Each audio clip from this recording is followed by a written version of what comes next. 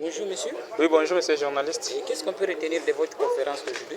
Merci beaucoup pour la question. Nous étions là dans le cadre d'une grande messe scientifique que la thématique a porté sur le panafricanisme et la prise de conscience congolaise. Nous avons essayé de développer les différentes thématiques pour essayer de permettre à la jeunesse de comprendre quels sont les atouts de ce grand mouvement qui a fait en sorte que l'Afrique puisse bénéficier de son indépendance. Mais malheureusement, nous constatons aujourd'hui que ce mouvement-là est bâti à brèche, d'autant plus que nous, les Africains, nous sommes entrés dans la panafricanisation. Donc c'est un mouvement où les Occidentaux, les puissances étrangères sont en train d'utiliser l'Afrique contre l'Afrique. C'est ça un peu les thématiques que nous avions débattues aujourd'hui. Et nous avions constaté une faible participation.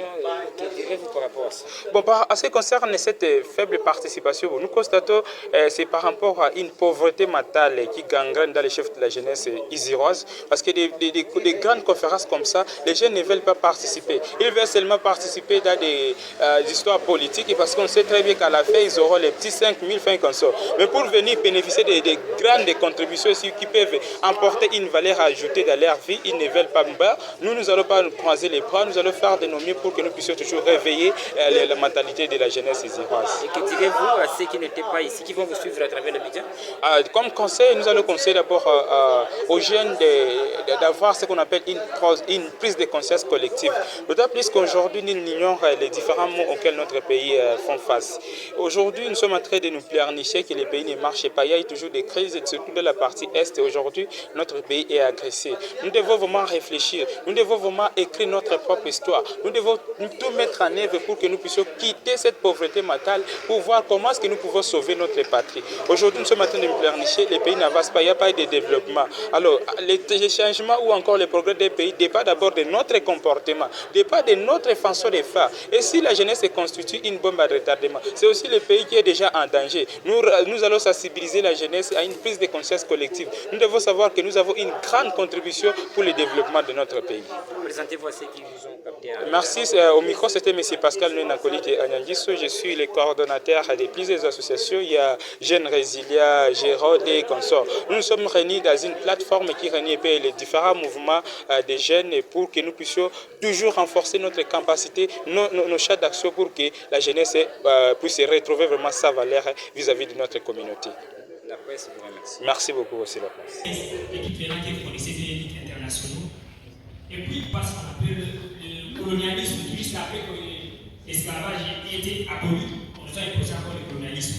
Après les indépendances, on a imposé encore à l'Afrique le néocolonialisme qui est dans plusieurs formes en tout cas. Et pour nous, les panafricanistes, les gens de Maïdoule, nous prenons plus la renaissance. Et quand je parle de la renaissance, c'est le retour, la reconnexion à nos origines, nos souches. Parce que c'est le point essentiel qui a été attaqué. Je pense que je serai un peu bref. Il y a aussi une autre question qui m'a été posée. Quel est l'impact réel du panafricanisme aujourd'hui? Aujourd'hui, nous sommes dans une démarche qui est la prise de conscience de l'homme noir et reconnaître que nous aussi, nous sommes capables de faire tout ce que l'Occident peut faire. Une minute, pas d'injustice. Une minute. Je vais devoir répondre à la question de M. Ndombe, qui a soulevé, bien sûr, qu'il est politicien. Il a demandé pourquoi les politiciens nous manipulent. Je crois que mes prédécesseurs n'ont pas ramassé cette question. Moi, je vais devoir lui répondre.